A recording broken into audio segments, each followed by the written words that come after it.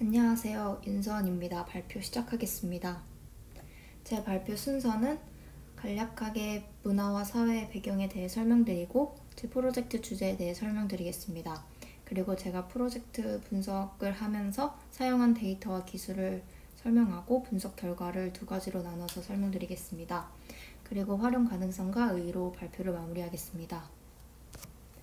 16세기부터 아프리카의 원주민들은 유럽과 아메리카 강대국의 침입으로 강제로 노예로 팔려갔습니다. 미국이 노예 제도를 통해 본격적으로 경제 성장을 이룬 건 18세기부터였고 특히 대농장이 발전한 남부에서 값싼 노동력으로 많은 흑인들이 착취를 당했습니다. 1861년 남북전쟁이 있었고 1862년 링컨이 노예 해방 선언문을 발표하면서 흑인의 인권운동이 대두되었습니다. 특히 자서전을 통해 자신의 고통스러운 삶과 이 제도의 부조리함에 대해 목소리를 내는 흑인들이 많아졌습니다. 제가 선택한 작품은 프레더릭 더글래스와 해리엇 제이콥스의 자서전인데요. 두 사람 모두 태어났을 때부터 흑인 노예로 태어나 고통스러운 삶을 살았기 때문에 공통점을 보이지만 또 흥미로운 점은 프레더릭 더글러스는 남성, 해리엇 제이콥스는 여성이었습니다.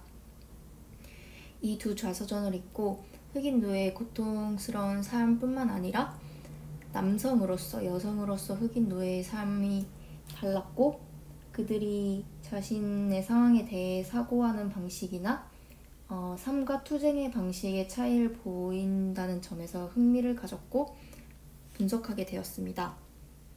저는 그들의 자서전, 문학작품 텍스트가 말해주는 것을 크게 두 가지로 보았고 그중 하나가 그들이 중요시 여겼던 것, 그리고 두 번째가 감정을 그들의 자서전으로 볼 수 있기 때문에 두 가지로 나눠서 분석을 진행하였습니다. 분석 결과를 설명하기 앞서 사용한 데이터와 기술은 일단 해당 자서전 텍스트 파일은 구텐베르크 프로젝트에 해당 텍스트 파일을 PDF 파일이나 HTML 파일로 쉽게 구할 수 있었습니다. 그리고 저는 텍스트 마인딩 툴로 보얀트 툴을 썼는데 이 툴을 통해서 각 자서전에 쓰인 단어의 빈도수와 단어 간의 관계를 볼 수 있었습니다. 이때 쓰인 기술들은 월드 클라우드, 월드 클러스터링, 카테고라이제이션, 데이터 비주얼라이제이션입니다. 이건 제가 주로 사용한 툴 모양인데 지금 5개의 칸으로 되어 있는데 첫 번째 칸이 빈도수에 따른 월드 클라우드를 비주얼라이즈한 모습이고 두 번째 있는 텍스트가 본문 텍스트고 오른쪽 끝에 있는 차트가 전체 텍스트를 10개로 나누고 상위 빈도수에 따른 상위 5개의 단어를 분포를 맞춰서 차트로 나타낸 표입니다. 그리고 서머리는 각 단어가 얼마만큼 쓰였는지, 총 단어는 몇 개 쓰였는지 말 그대로 서머리한 내용이고 컨텍스는 특정 단어가 어떤 문맥에서 어떤 프레이즈에서 쓰였는지를 보여주는 창입니다. 그리고 나중에 활용 가능성을 말할 때 썼던 데이터와 기술인데 장소를 나타내는 특정 단어를 지정한 텍스트에서 추출하게 하는 파이썬 오픈소스를 깃허브에서 찾았고 한번 활용해 보았고 이를 통해서 나타낸 장소를 구글맵에 마커로 표시하기 위해 구글맵 API를 사용해 봤습니다. 그럼 분석 결과에 대해 설명드리겠습니다. 첫 번째로 제가 주안을 보고 분석한 부분은 그들이 중요시 여겼던 것, 삶에 대한 태도였습니다.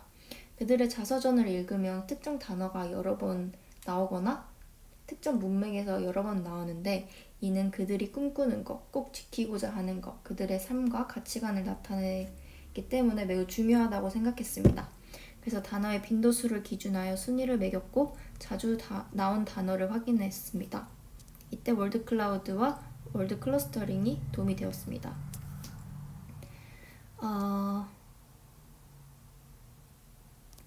두 자서전 모두 공통적으로 slaves, master, slavery, free라는 단어가 굉장히 여러 번 쓰였는데 노예라는 자신의 신분을 항상 인지하고 있으며 주인에게 두려움과 분노를 동시에 느끼고 그들로 인해 고통을 받는 자신의 삶을 자서전을 통해 보여주고 있습니다. 그리고 자유를 항상 꿈꾸고 갈망하는 그들의 태도를 알 수 있었습니다. 하지만 놀라운 점은 남성인 더글라스는 특히 맨, 마스터, 미스터, 그리고 자신을 제3인칭으로 지칭하면서 이런 단어들을 자주 썼는데, 이는 남성으로서의 더글라스는 노예라는 자신의 상황을 항상 각인하고 마스터에게 분노를 느끼고 반항하려고 하고 끊임없이 자유를 찾기 위해 저항했던 그의 삶을 보여줍니다. 실제로 그의 자서전을 읽으면 다른 노예들과 달리 신체적, 물리적으로 직접 주인에게 맞서거나 소위 노예 집단에서 리더처럼 탈출을 감행하는 인물로 그려집니다. 그리고 여성인 해리엇 제이콥스는 프레더릭 더글라스가 사용하지 않은 grandmother children, mother child라는 단어를 여러 번 사용했는데, 아무래도 여성 흑인 노예였던 제이콥스는 할머니와 어머니의 애정 속에서 자랐고 그들의 온기를 항상 그리워했습니다. 그리고 여성으로서 누군가의 어머니로서 모성애가 컸고 자신의 고통은 아이들이 느끼지 않게 아이들이 자유와 행복을 가질 수 있게 항상 바랬다는 점을 알 수 있었습니다. 그리고 빈도수를 넘어서 그 해당 특정 단어가 어디서 나왔는지, 어떤 문맥에서 어떤 프레이즈로 나왔는지를 함께 찾아보았습니다. 그 예로 해리엇 제이콥스는 children이라는 단어를 많이 썼는데, 콜로케이션스를 보면 children은 free mother god, Mr. father이랑 같이 쓰였고, 많이 쓰인 문맥은 children should never suffer for anything 이라는 문장이 계속 반복되었음을 알 수 있습니다. 여성 노예 자서전에서 무엇보다 아이들이 자신과 같은 고통스러운 삶이 아닌 자유롭게 살기 원하는 모성애가 강하게 느껴짐을 알 수 있고, 특히 여성 노예는 성착취도 당하고 아이들을 부양해야 된다는 부담감도 함께 컸기 때문에 좀 남성 노예와 여성 노예의 고통의 방식이 달랐음을 알 수 있었습니다. 그리고 할머니나 신에 대한 유대감이 강함을 알 수 있었습니다. 두 번째는 감정인데, 감정은 대부분 형용사로 많이 쓰였기 때문에 형용사만 추출해서 그중 감정을 나타내는 형용사로 필터링을 한 후 긍정적인, 부정적인 단어로 분류하고 그 각각의 분류된 단어가 어느 파트에 어디에 더 밀집되었는지 확인해 보았습니다. 긍정, 부정적인 단어는 무엇을 사용했는지, 왜 이런 차이를 보이는지 작가의 삶과 연관지어 생각해 볼 수 있고, 많은 데이터 학습을 통해 단어가 부정적인 성격을 띠는지, 이 단어가 긍정적인 느낌이 강한지 단어의 성격을 부여할 수 있다고 생각했습니다. 제가 사용한 툴에 이미 포지티브랑 네거티브의 단어가 분류가 되어 있었는데요.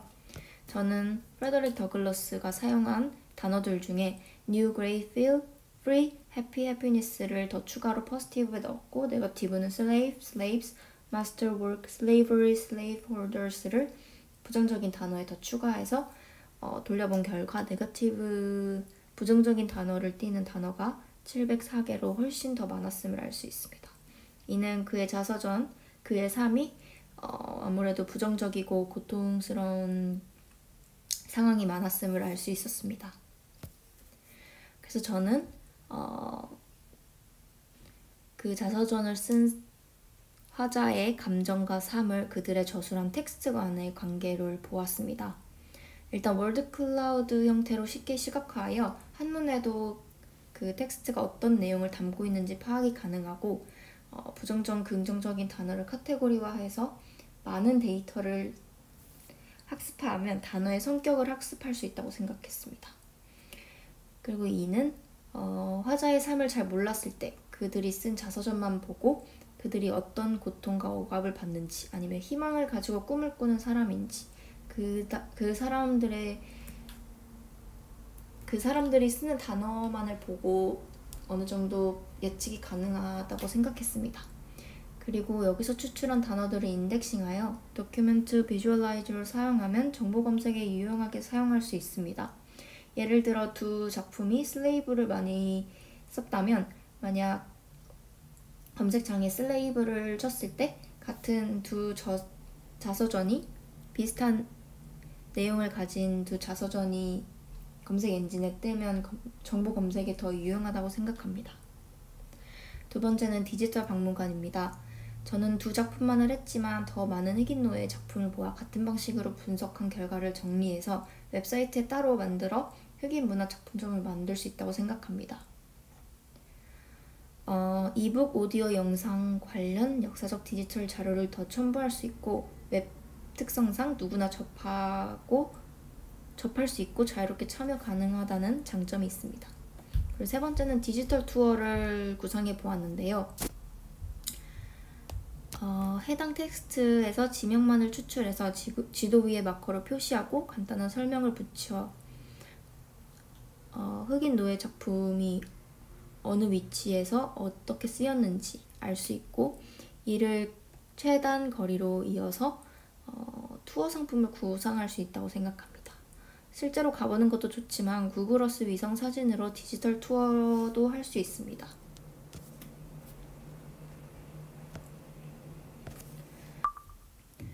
최근에 Black Lives Matter처럼 아직까지도 흑인 인권이나 인종차별에 대한 문제가 심각합니다.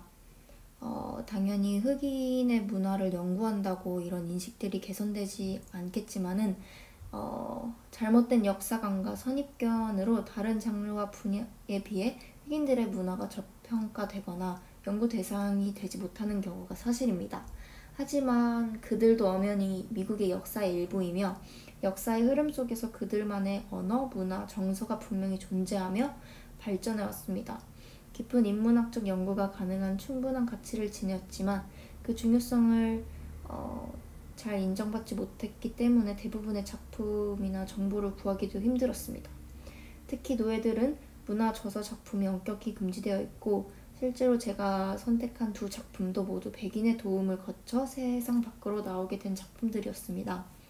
조금이라도 남은 흑인 노예의 작품을 디지털화하고 보존하고 다양한 방식으로 분석하며 가치를 부여하는 일이 무엇보다 중요하고 또 이를 누구나 쉽게 접하고 배울 수 있게 실현하는 것이 디지털 인문학의 역할이라고 생각합니다.